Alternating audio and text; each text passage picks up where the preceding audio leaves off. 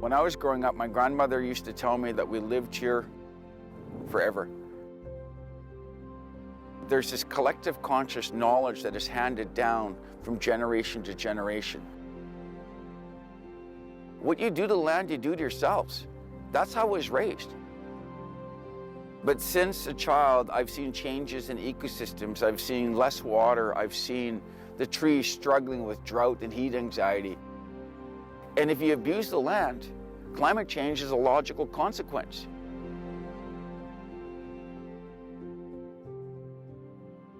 And this weekend, temperature records could be shattered across the province. A new all-time record of 49.5 degrees Celsius. The hotspot, of course, Lytton, British Columbia. Holy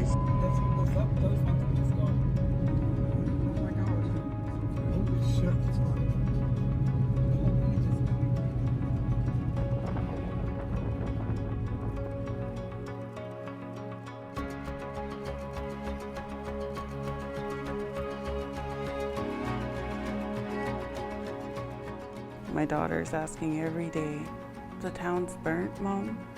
That's all you're left with, is just memories.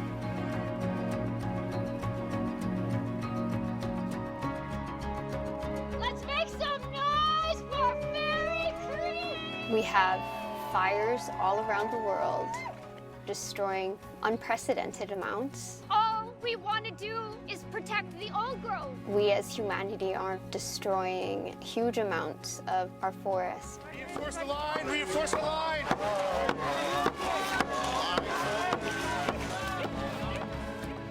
They're going to tell us how forestry should be in British Columbia? You're not from here. Go home. We're trying to defend our livelihood.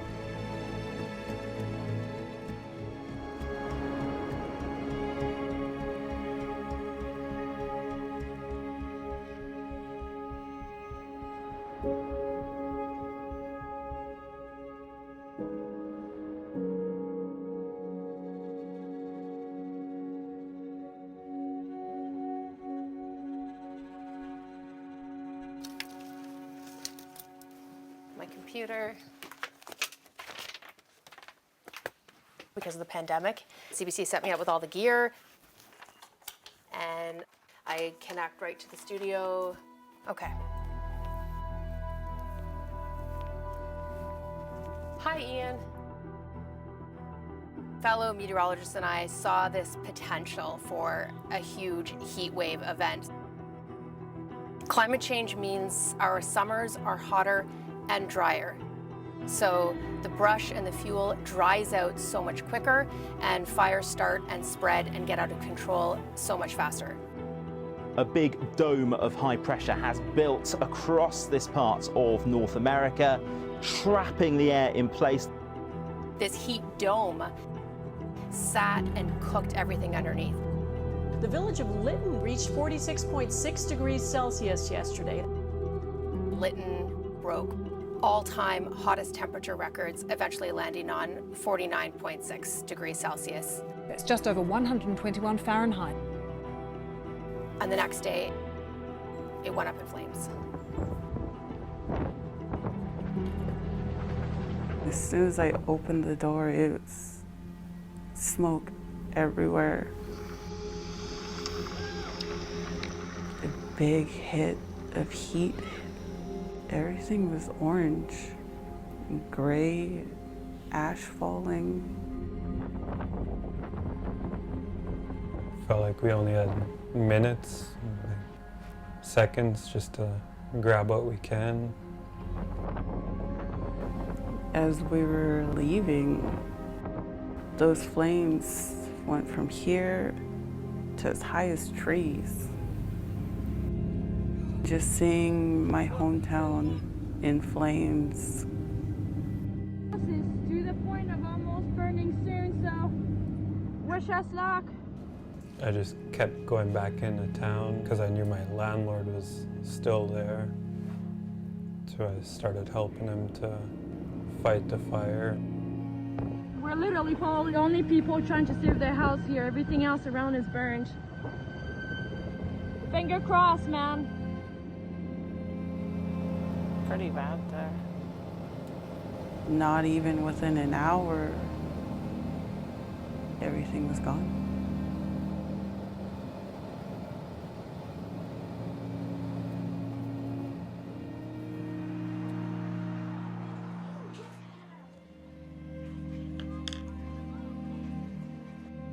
That's all you're left with is just memories.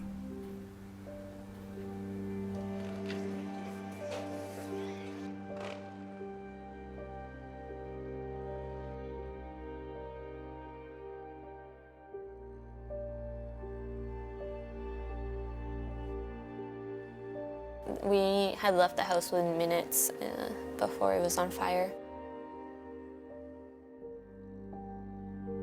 We basically left with the clothes on our backs.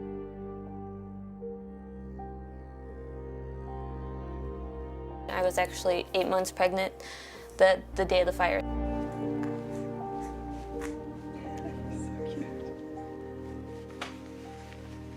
Let's go.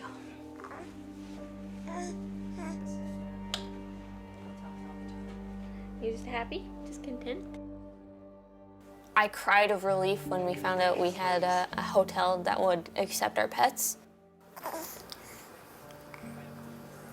But every time we renew, we still don't know if we can get it again.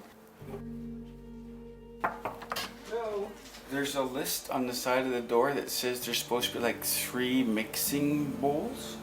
Oh yeah, I was gonna tell you, you took too much stuff with you. We lost our home. Living with me at the time was my daughter, Serena. We were able to get a hotel room in Abbotsford, and we've been there ever since. So what's our plan for dinner? I'm just gonna order in. I was gonna cook, but I'm really pooped, exhausted.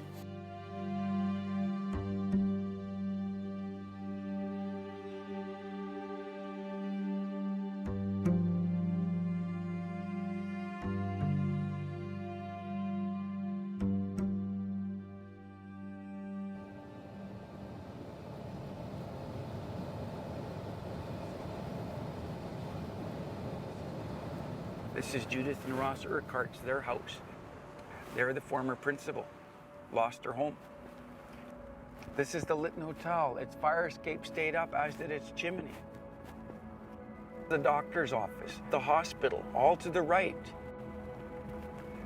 Gone. To the left, we have St. Barnabas Church, its rectory, and Memorial, a parish hall. That survived, so somehow the fire did not get those 3 buildings.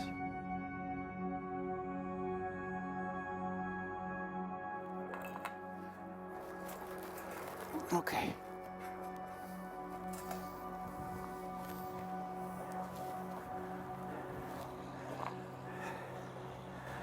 So this is 167 IR-17 Road. 25 years we've been working on this property. One board at a time. One of the greatest memories of every one of my 6 kids is this, and I don't know if it's gonna live. Oh, a drill made it. It's good to see you guys. I'm pretty sure the battery's gone on this one.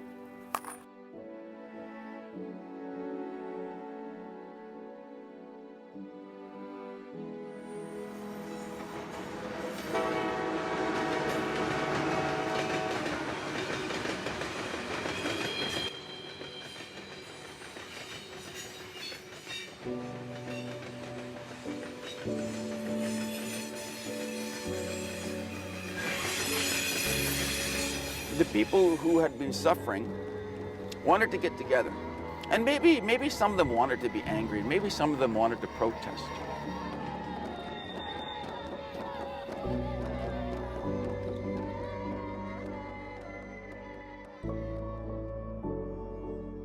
It wasn't a train that burnt my house down.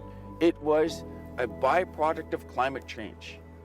Heat, drought, wind created conditions in our town that required one spark. And that spark occurred and we lost our town.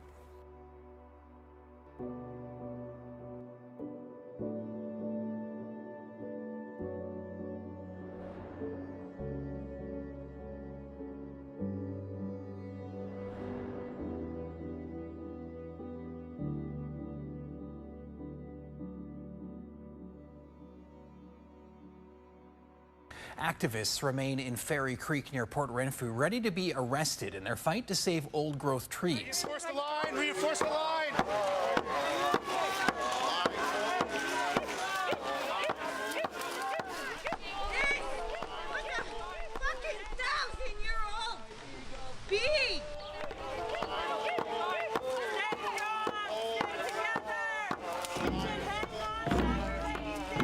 What's happening in Ferry Creek is people of all backgrounds have come together to protect some of the last remaining old growth on Vancouver Island, and not just Vancouver Island, on the planet.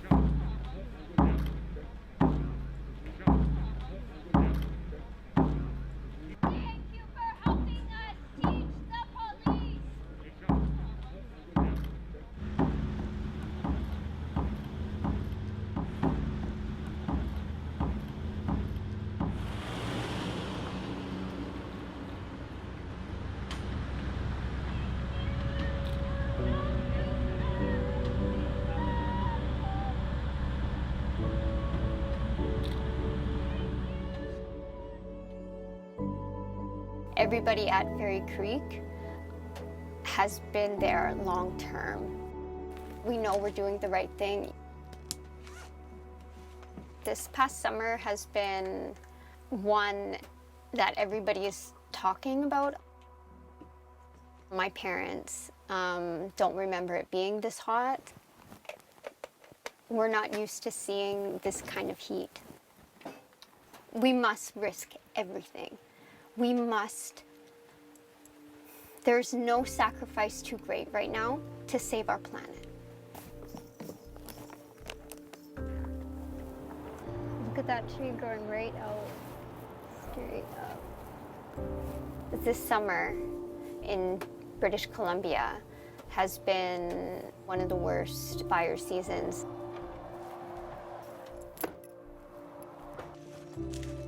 The pathway's right there, Fudge, right there. An entire town burnt down, and I feel like it's connected with the fact that we have zero respect for the trees. We don't see cedars this big anywhere anymore. Like, how often do you see fir trees that big with that kind of bark? I'm a member of the Danakdao Awitlala First Nation. Yeah, there's stories that when our people decided to cut down a cedar tree, they would dance around the tree like years before they needed to harvest the tree. And that would loosen the roots, and it would prepare the tree to be fallen eventually for a canoe or for their home. That's how much preparation went into it. And now we just cut them down, you know, in a matter of minutes.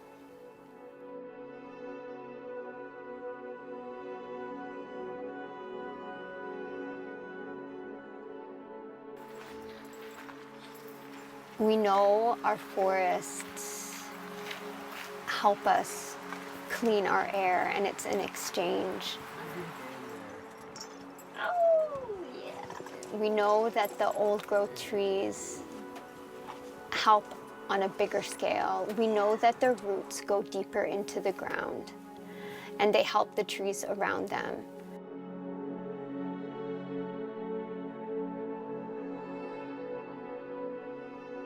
The company that holds the logging rights for that area is speaking out. Over 70% of the province's old growth is protected. Forestry is a huge contributor to our economy. $32 billion for the GDP.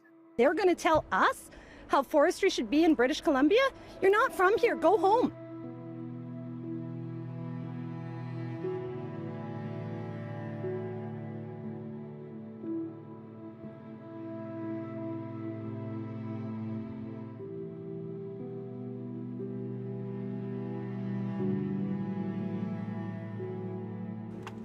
We're all Lytton evacuees. And so if we weren't here, this campground would have nobody. We'd hoped that the owner would allow us to stay after October 1st, but they said no, because I think it'll cost them a lot to keep the water and the septic and everything going. Even after the fire, I didn't feel homeless. I'm houseless, yes. I don't have a house. But I never felt homeless because we were always together. Patrick and I and baby, as long as we had each other. But after yesterday and after the conversation about having to leave by October 1st, I'm like, okay. You know, it hit. We are homeless. What about my friends? What's Des gonna do? What's Melanie and Aaron gonna do?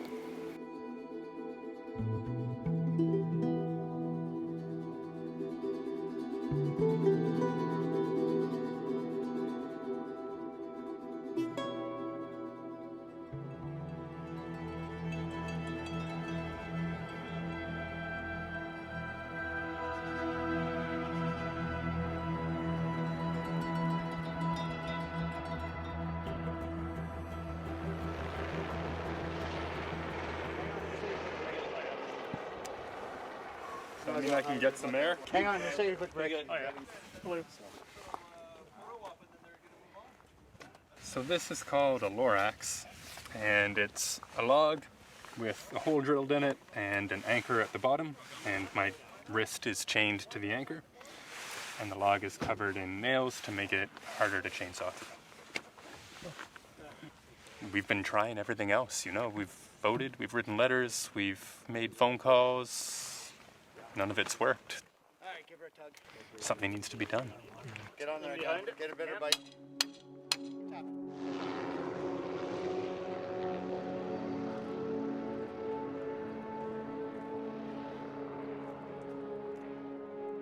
This Saturday rally at Massachi Lake was supposed to be a peaceful sharing of information. We're trying to defend our livelihood. Turn your camera off. It's starting to boil over at Ferry Creek.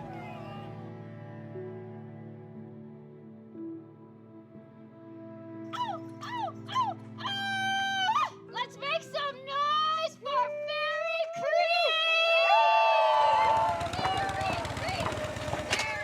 Creek!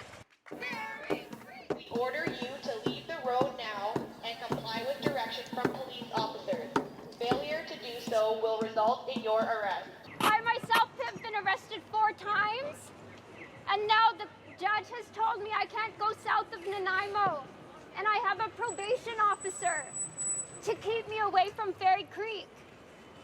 All we want to do is protect the old growth.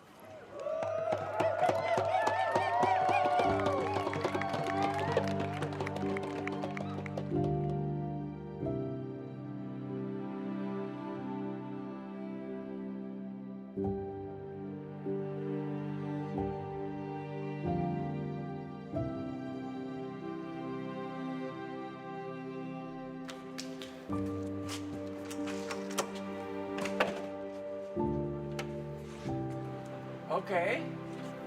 This is all the first time, Ed. I've never done this before, just so you know.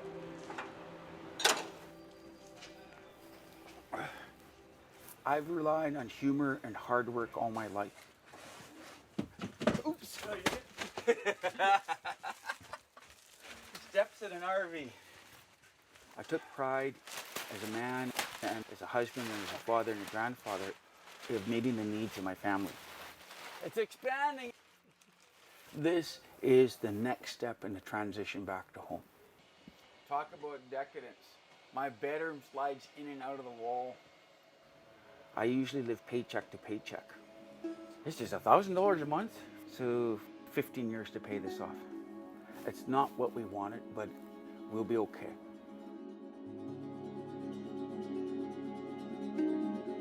My sense of place went up in a puff of smoke on June 30th.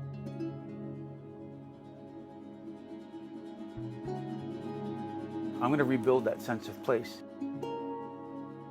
So we're building a home for not just my wife and I today, but for my great-grandchildren who I've yet to see. My plan was to move from the campsite when they have the power and water hooked up. I'm hoping that I'll be able to put my RV right here and spend the next couple of years rebuilding my home.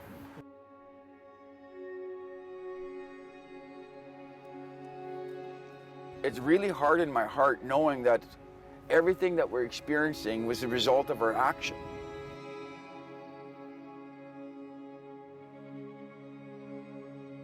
If you continue to take too many trees, there was going to become a reckoning. We can elect people who have the courage to say, no, I'm not going to continue the status quo. We need to leave the fossil fuels in the ground. We need to invest in homes that are designed to be cool in the summer, stay warm in the winter. I'm not scared of what's coming.